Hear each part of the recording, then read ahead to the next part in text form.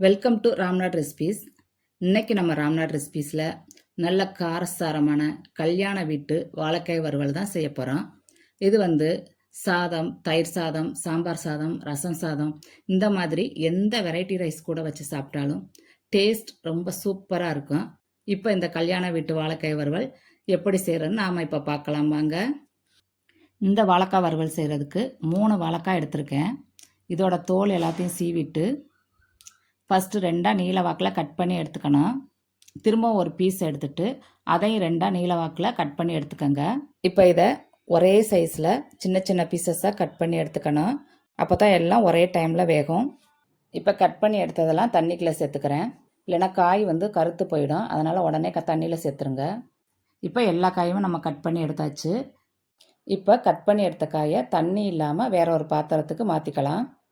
அடுத்து இந்த காயில் 2 தேக்கரண்டி மிளகாய்த்தூள், 1/4 தேக்கரண்டி மஞ்சள் தூள், இந்த காய்க்கு தேவையான அளவு உப்பு சேர்த்து ஒரு தடவை கலந்து விட்டுக்கணும். இந்த மிளகாய்த்தூள் வாழைக்காயில் எல்லா பக்கமும் படுற மாதிரி நல்லா கலந்து விட்டு எடுத்துக்கணும். இப்போ இதை கலந்து விட்டாச்சு. இப்போ இது ஒரு 15 நிமிஷம் ஊறட்டும். இதுக்கிடையில் ஒரு சின்ன மசாலா ரெடி பண்ணிக்கலாம். அதுக்கு ஒரு மிக்சி ஜாரில் ஒரு பட்டை, 3 கிராம்பு, 1 தேக்கரண்டி சீரகம், 1 தேக்கரண்டி சோம்பு, 1/2 தேக்கரண்டி மிளகு, 2 சில் தேங்காய் சேர்த்து தண்ணி இல்லாமல் கொரகொரப்பாக அரைச்சி எடுத்துக்கோங்க. இப்போ இந்த காயை மசாலா கூட 15 நிமிஷமாக ஊற வச்சு எடுத்தாச்சு. அடுத்து ஒரு சட்டியில் எண்ணெயை நல்லா சூடு பண்ணிவிட்டு இந்த காய்களை அந்த எண்ணெயில் சேர்த்துக்கலாம்.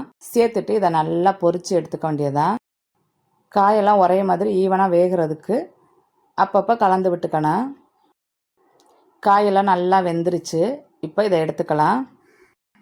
இதே மாதிரியே எல்லா காய்களையும் நம்ம பொரித்து எடுத்துக்கலாம். அடுத்து ஒரு கடாயில் 1 கரண்டி எண்ணெய் சேர்த்துக்கோங்க. கூடவே 1/2 தேக்கரண்டி சீரகம், 1/2 தேக்கரண்டி சோம்பு. இது வறுபட்ட உடனே 2 பெரிய வெங்காயம், 1 கொத்து கருவேப்பிலை, ஒரு பச்சை மிளகாய், 6லேருந்து 7 பல் பூண்டு நச்சு எடுத்து வச்சுருக்கேன். அதையும் சேர்த்துட்டு இதுக்கு தேவையான அளவு உப்பு சேர்த்து நல்லா வதக்கி எடுத்துக்கலாம். வெங்காயம் நல்லா குழைய வேகணும்னு அவசியம் இல்லை. கண்ணாடி பதத்துக்கு வெந்தால் மட்டும் போதும். இப்போ வெங்காயம் நல்லா வெந்துருச்சு. இந்த டைமில் 1/4 தேக்கரண்டி மஞ்சள் தூள், 1 கரண்டி மிளகாய்த்தூள், 1/2 கரண்டி மல்லித்தூள், கூடவே கட் பண்ணி எடுத்து வச்சுருக்க தக்காளி சேர்த்துட்டு நல்லா வதக்கி விட்டுருங்க.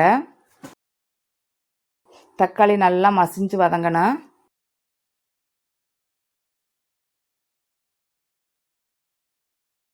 இப்போ இது கொஞ்சம் ட்ரையாக இருக்கிறதுனால கொஞ்சம் தண்ணி சேர்த்து தக்காளியை நல்லா குழைய வேக வச்சு எடுத்துக்கலாம்.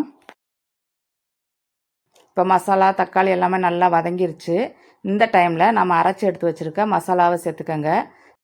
சேர்த்துட்டு இதை ஒரு தடவை கலந்து விட்டுக்கலாம். இதை ஒரு 2 நிமிஷம் கலந்து விட்டால் போதும்.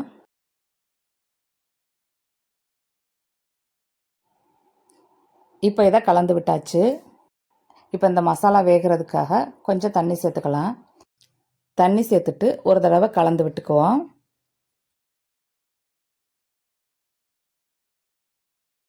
கலந்து விட்டதுக்கப்புறம் இந்த மசாலா வேகிறதுக்காக ஒரு 5 நிமிஷம் லோ ஃப்ளேமில் வேக வச்சு எடுத்துக்கலாம்.